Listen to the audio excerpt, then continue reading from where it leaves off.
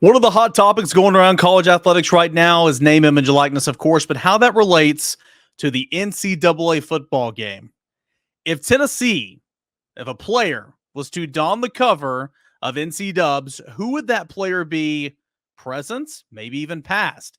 That and a whole lot of baseball talk here on your Monday, Locked On Vols. You are Locked On Vols, your daily podcast on the Tennessee Volunteers.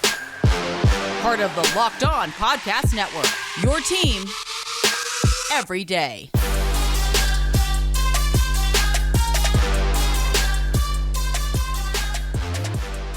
Hey everybody, what is going on? This is Locked On Vols. It is your Tennessee Volunteers podcast each and every day. It's brought to you by FanDuel Sportsbook. Each and a lot of every day is a proud sponsor of the show. And you can go ahead and check out FanDuel Sportsbook. It's America's #1 sportsbook where you can make every moment more by visiting FanDuel.com/lockedon today to go ahead and get started. Okay, got a fun show coming up. Again, if you're watching on YouTube, appreciate you watching, subscribing, and following us, the show here on YouTube and wherever you get your audio podcasts, Apple Podcasts, Spotify, Google Play, wherever that may be. Can't thank you enough for making Locked On Vols your first listen each and every day, a part of the Locked On Podcast Network, your team every single day. Shout out everydayers. Okay, so if you're watching on YouTube, I'm in a hotel room. The lovely place that I'm in right now said that if I were to use their business center to where I could really make this setup a little bit better, they were going to charge me $100. So I ain't about that life. So here we are, live from the hotel room. So sorry about this. You can probably see a bed in the background, maybe even through the mirror there, a microwave. But whatever the case is, we're going to make this work. I'm on the road. I'm in Hattiesburg, Mississippi. Tennessee is in Super Regional play, and they're setting up a winner-take-all Game 3 on Monday. So excited about that. I'm on the road covering that. We're just going to have 2 segments today because, again, I'm kind of on the road here, but it's going to be fun. We'll talk plenty of baseball, how Tennessee got to this point in segments number 2 here in a moment. But first, I do want to talk about this NCAA conversation. Not going to lie, I saw my buddy, Zach Blackerby, host of Locked On Auburn, does a great job. He's over the College Channel. His numbers are incredible. And he did this exercise.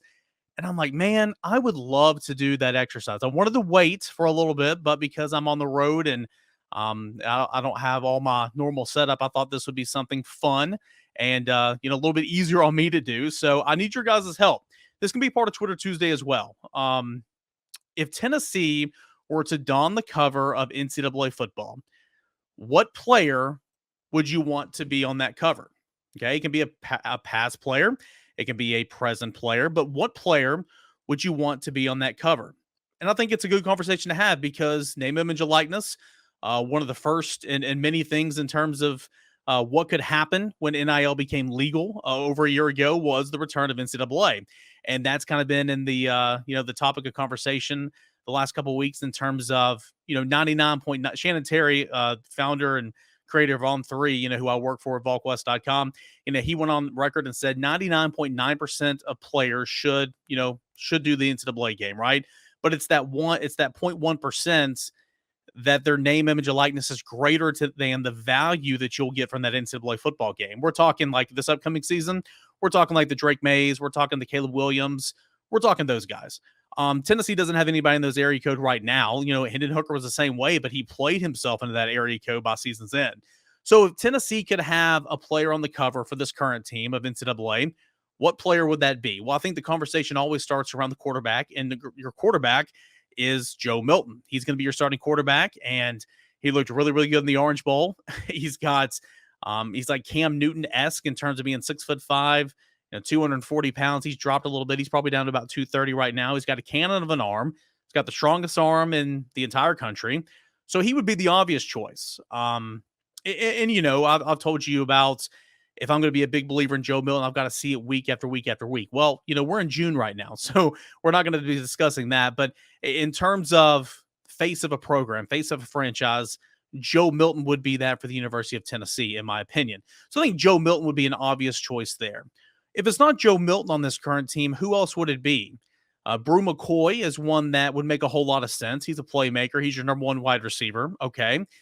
He's going to be making a lot of plays. He's going to be catching a lot of touchdowns, hopefully from Joe Milton this year. That one would make sense. Running back, Tennessee's kind of running back by committee. I don't think Jabari Small and or Jalen Wright and or Dylan Sampson would really kind of be in this conversation, okay?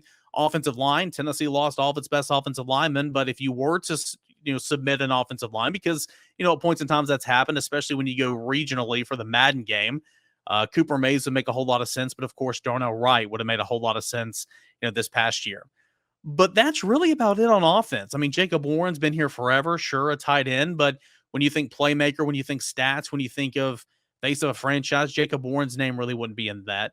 So honestly, I think the only answer, I think the best answer, and maybe one of two feasible answers would be Joe Milton for Tennessee, okay? And then maybe Brew McCoy. Now, what if we got creative and it was Nico? I think a lot of you guys are probably saying, what about Nico? What about Nico? What about Nico? That makes a whole lot of sense. Now, is Nico going to be your starting quarterback this fall? No, at least to start out. I mean, anything can happen. Of course, we know injuries are part of football.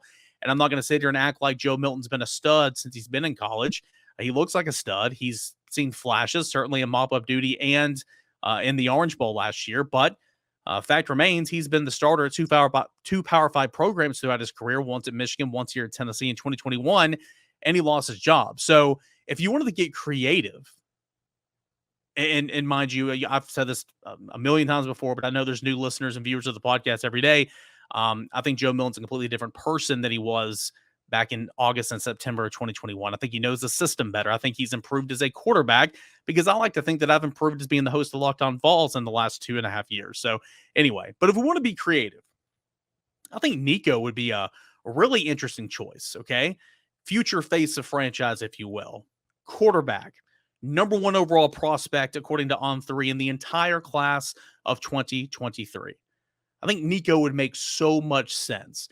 Would he be your starter day one? Probably not.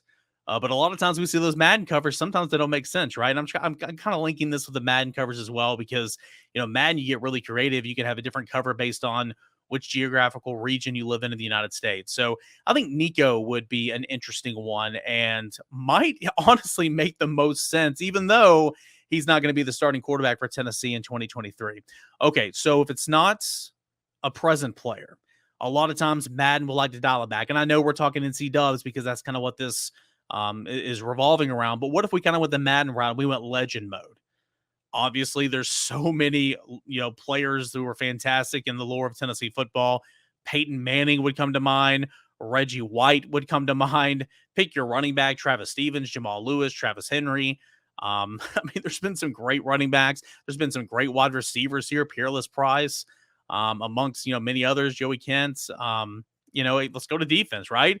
I mean, Al Wilson comes to mind. Eric Berry comes to mind. I mean, there's so many that we can be creative with in terms of over the course of, Tennessee football and throughout its history.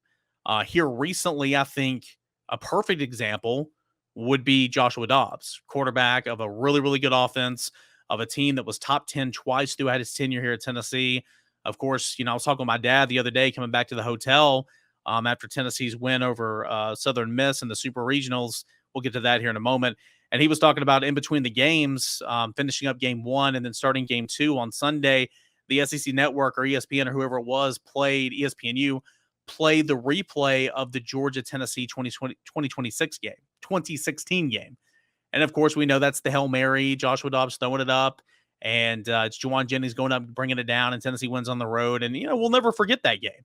So Joshua Dobbs, I think, would make a whole lot of sense. Plus, he's still in the NFL. He's still making money. He is an ambassador of the program, and he's still giving back. So, Peyton, Dobbs would make a whole lot of sense. I think Derek Barnett would make a whole lot of sense. He's still in the NFL. He was a first-round pick. He just signed another contract with the Philadelphia Eagles. Has he been a bust in terms of being a first-round pick? I don't think so, because I think we throw around the word bust too much. Has he been what everybody thought he would be? Maybe not, but he's still playing in the National Football League. Reggie Bush was not a bust.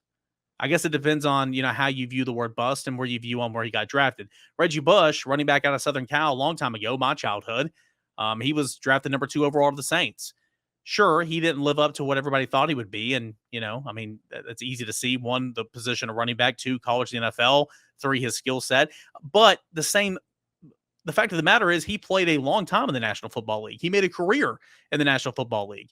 He played for a lot of teams, but he lasted a long time. So, not a bust. I know we're talking Derek Barnett here, but I think Derek Barnett would be a really, really good one. The SEC's sack leader, of course, the sack leader for the University of Tennessee. I think that would make a whole lot of sense. What about Juwan Jennings?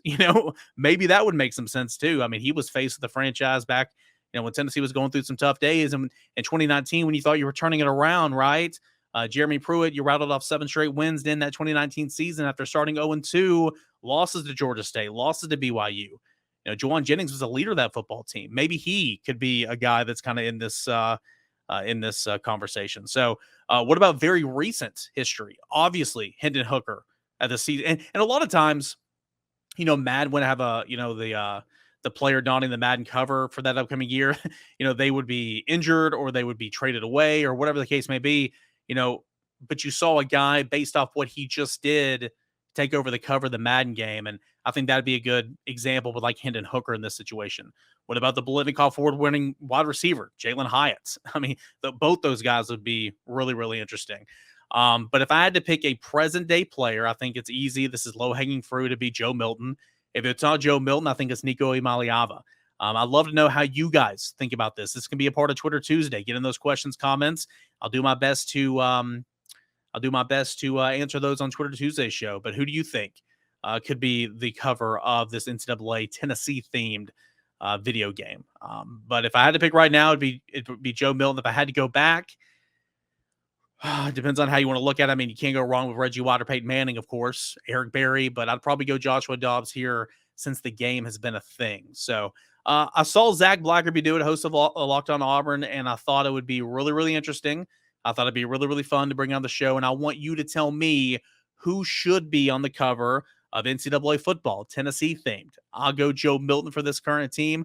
What say you? Is there somebody that I'm just completely forgetting about? I was talking about recent guys. What about Darnell Wright, top 10 pick, Chicago Bears? He'd be a good one. I know offensive line's not flashy or anything, but I think he'd be a good one. So let me know what you think right here at Locked On Vols on Twitter Tuesday. And, of course, any other questions, comments, concerns you guys have on Tennessee football, recruiting, basketball, and, of course, baseball, let me know at _Caner. All right, so we're going to get into a little baseball talk. I'm going to tell you more about my setup, my weekend, and what's to come for Tuesday's show. And that is coming up next right here on Locked On Vols. But first, I want to tell you about our friends over at FanDuel. No better time to get a fast break through the NBA playoffs than over at FanDuel Sportsbook, because right now, new customers can get a no-sweat first bet up to $2,500. That is $2,500 back in bonus bets if your first bet doesn't win. All you need to do is go to their incredibly safe and secure, easy-to-use sportsbook on the mobile phone. It's the app, and they got great promotions there every single day, not just for the NBA playoffs. Major League Baseball is going on right now. You guys know I love NASCAR on the weekends. That's where I make some money. Golf, whatever you guys want, whatever sport it is, great promotions every single day over at FanDuel Sportsbook. Safe, secure, easy-to-use app where you get paid instantly. You don't have to wait till the end of the week. Don't have to wait till the end of the month. You get it right now. There's no better place for the NBA action than over at FanDuel Sportsbook, America's #1 sportsbook. Go to FanDuel.com/lockedon. Get a no-sweat first bet up to $2,500. That's FanDuel.com/lockedon. FanDuel, official sports betting partner of the NBA. All right, guys, welcome back into your Monday edition of Locked On Vols. I'm your host, Derek Kane. Appreciate you guys being here today. This is going to be the last segment, a little shorter in terms of segments here on the show today, but I'll probably get up around 20 plus minutes like I always do. But I wanted to give you guys something. I'm on the road. It's a little bit tougher to do the show on the road because I don't have all my bells and whistles. And when the lady at the front desk doesn't let you use the business center, well, you're kind of working with what you got. You're hunched over here. You're holding your hand mic. You're propping up your camera with some tape here, but hey, it is what it is. I'm excited to be down here in Hattiesburg. You're listening to this here on a Monday morning, and at the time of this recording, there's still not, you guys know, I do it the night before. There is still not a time nor a TV destination for Tennessee's Game 3. So that'll come out at some point on Sunday nights, and I will put that up at volquest.com. But at this point in time, I don't know what time it is. But what I do know is Tennessee is playing for a spot in Omaha. Enter the weekend, 2 wins away from Omaha, trying to repeat what the 2021 team did. And now we stand here entering Monday. Tennessee is 1 win away from going to Omaha. This is a big deal. I know a lot of you guys listening right now don't watch college baseball or might just casually view it and all that. There's been a lot of that with the Tony Vitello. And then there's been a lot of fans that didn't care about it at all, but the last couple of years, because of the winning, have been, everydayers to Tennessee baseball. You've been following my work, and you know exactly what's going on. So I'm speaking to all you guys right now. Speaking with all you guys right now, not speaking to. Okay. It's a big deal. It's a really, really big deal. Tennessee's competing right now in its 5th Super Regional ever. And college baseball is the toughest thing, in my opinion, in college athletics to win a national championship in. It just point blank is. 1 second. Okay. My roommate over there is getting over here in my shot. If you're watching on YouTube, again, live on the road, it is what it is. It's the hardest thing in the world, in my opinion, in college athletics to win a national championship, because you got, especially if you're playing in the SEC, you've got to go through this grueling conference schedule. You go to the conference tournament. This year, Tennessee was 1 and done. I think that helped them. It was a blessing in disguise. You go to regional play, and you've got to make yourself out of the double elimination 4-team bracket. You go to super regional, where you have to, in Tennessee's case, go on the road and win the best of 2 out of 3. And then you go to Omaha, where you're still on your side of the bracket playing quote unquote regional play. You got to make it out, double elimination. And then if you make it out of that, you go to the World Series final, to where you play the winner on the other side, a best of a 3-game series. And then if you win that, you are the national champion. I think it's the toughest thing to do. And so this is a big deal. Tennessee's 1 win away from going back. And I'm going to be honest with you. This weekend, the NCAA, as we know, I'm not breaking any news here, the NCAA filled with a bunch of morons sometimes. Point blank, a bunch of freaking morons. The way game 1 was handled on Saturday was just despicable. Some of you guys were tweeting at me saying, hey, what you said is exactly what happened. And it's not necessarily even being here in Hattiesburg. The press box, the press accommodations have been awesome. They're really, really good people. The fan environment, I know a lot of you guys have been at the stadium, have been at Pete Taylor Park.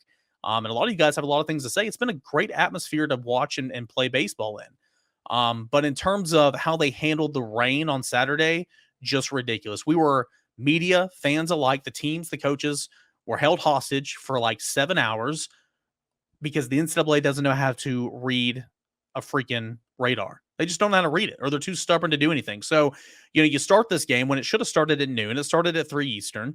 Okay, TV calls that shot. I get it.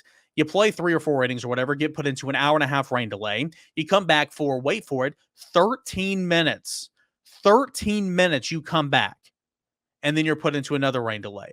Absolutely piss poor job. Pathetic yet again by representation from the NCAA. So after waiting around the park, I finally wised up and went back to the hotel room because this was just terrible. I like to think that I'm not the smartest tool in the tool shed, but I know how to read a radar, right?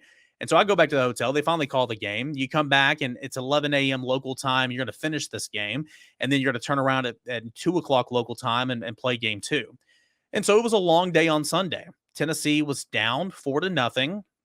Okay. Andrew Lindsay picked a not very good time to have his worst start of his career. He's been so good for Tennessee, so good. He's one of the main reasons Tennessee's had this turnaround, and it's baseball. You get hit, and Southern Miss is a good team. He got knocked around a little bit, right? And so he got knocked around. He was charged with 4 runs off 6 hits and 4 innings of work. Tennessee comes back on Sunday after they finally say they're going to make up this game, or complete it on Sunday. They come back on Sunday and they make things interesting, right? Load the bases, get plunked, bring in a run, big single, brings in a couple, and Tennessee made it a 1-run ball game. Southern Miss tacks on a run of insurance later, and that's all she wrote for game 1. So according to the NCAA baseball, they tweeted it out over the weekend. How important is it winning game 1 of Supers? 79% of teams that win game 1 of Super Regional play go on to win the best of a 3-game series, and they go to Omaha. Tennessee lost game 1, okay? Tennessee comes back, and in game 2, all right, you're starting Chase Dolander, and you're starting Tanner Hall for Southern Miss. On paper, and in terms of MLB scouts, this is one of the best pitching matchups of the entire year. Tanner Hall is a stud at Southern Miss, and Chase Dolander, though his stats aren't as great as last year, he's a stud. He'll be a first-round pick next month. Point blank, he will be. And he got knocked around. He got tagged for 4 runs, in the bottom of the third inning. Southern Miss took a 4-0 lead in game 2, and you're sitting there. I mean, I'm with a buddy, right? Buddy's coming down here with me. I'm working. He's playing. He texted me and said, I'm going to the truck. It's over. It's going to the truck. And I'm like, okay, if you're at the truck and they come back, you better not come back in this ballpark, right? Sure enough, the next half inning, Tennessee responds, takes the lead, 6 runs off like 5 hits, and takes that lead in the ball game. He stays in the truck and he doesn't come back in. I said, hey, if they play on Monday, you can't come back in the stadium, right? He's like, I know. I've got my cooler of beer. I've got a chair. I got the truck. I'm good. I'm like, all right.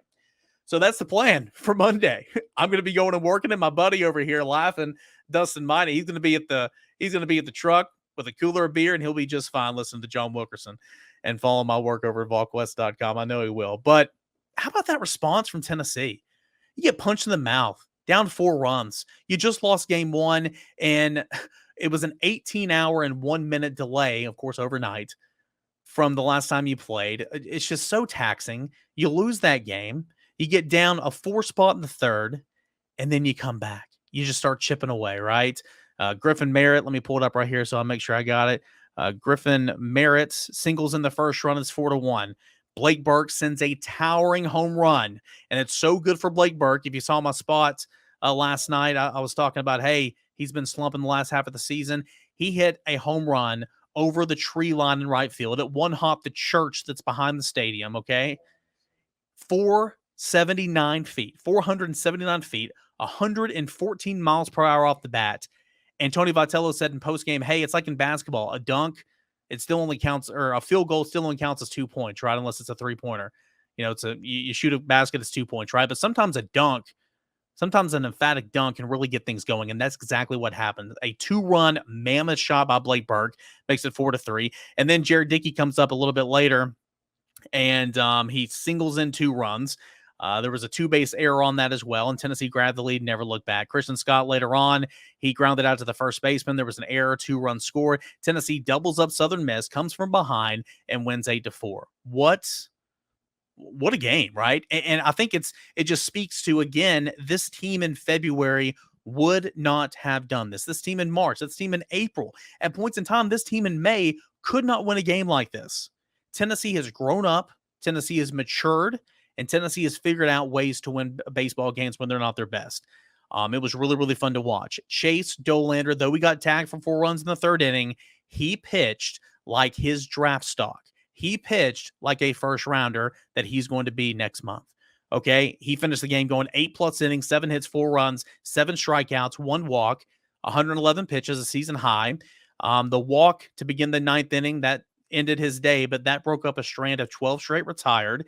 Since the big 3-run home run from Christopher Sargent from Southern Miss in that 4-run third inning, he retired. Of the 23 batters he faced after that home run, he retired 21 of them. What an effort from Chase Dolander. And Tennessee is on the brink of Omaha. Tennessee is 1 win away from going back to the College World Series, first time since 2021. Who would have thought this team back in February, March, could be Omaha bound? You knew the talent was always there. You knew the ingredients was always there with the arms, because that is how Tony Vitello, Frank Anderson, these coaches, Josh Elander, all these guys, Chad Zurcher, I'm putting him in this conversation as well. That's how you build your team. That's how you build your roster to win at this point in time. It's been fun. It's been really, really fun. We will see what happens later today when Tennessee takes on Southern Miss for a chance to go to Omaha. But this is a big deal, guys.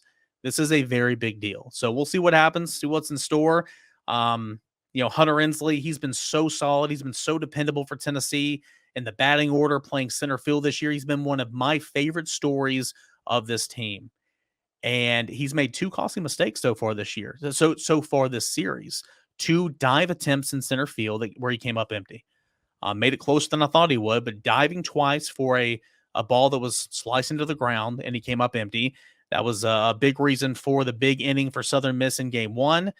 The 2-run first inning in game 1 for Southern Miss. And it was a big reason for the 4-run third inning in game 2. So, I mean, really, when you think about that, that's not an error, but that's a defensive lapse that's not really Chase Dolander's fault. He was really solid, really, really solid. So we'll see what happens today. Big game coming up. Follow all the coverage over at VolQuest.com. Tennessee, Southern Miss, game 3. And I'll tell you this, Tennessee, in terms of arms, isn't about as good as a position as you'd want. Andrew Lindsey's burned for the weekend. Chase Dolander's burned for the weekend. Chase Burns came in and pitched the 9th inning on Saturday or on Sunday in game 2. He can go if needed. Seth Halverson, who threw 40 pitches in game 1, he can go if needed. Camden Sewell, who pitched 17 pitches in game 1, he can go if needed. AJ Russell can go if needed. Boy, that pin's looking good. And it'll be Drew Beam to get it started, and then best available, right? Whatever it takes to get to Omaha. So, we'll see what it looks like. But Tennessee, a chance to make some more history here on a Monday. And I'll say this, it's really, again, being on the road and working this, my time, my schedules are very much up in the air. I will do my absolute best to bring you something on Tuesday for Locked On Vols. It might be a little shorter, which I say shorter. This is going on to be close to 30 minutes. It might be a little shorter than normal. But I'll try to tape something at the park after the game, win or lose, and try to couple that with a football topic and get it out there so that you can have some Locked On Vols on Tuesday. But just bear with me while I'm on the road, and when I get back at home and whatever the case is for the rest of the week, we'll get back on schedule. But appreciate you guys as always for making Locked On Vols your first listen each and every day. We will see what happens on Monday. Tennessee and Southern Miss. Game 3, Hattiesburg Super Regional, a chance to go to Omaha.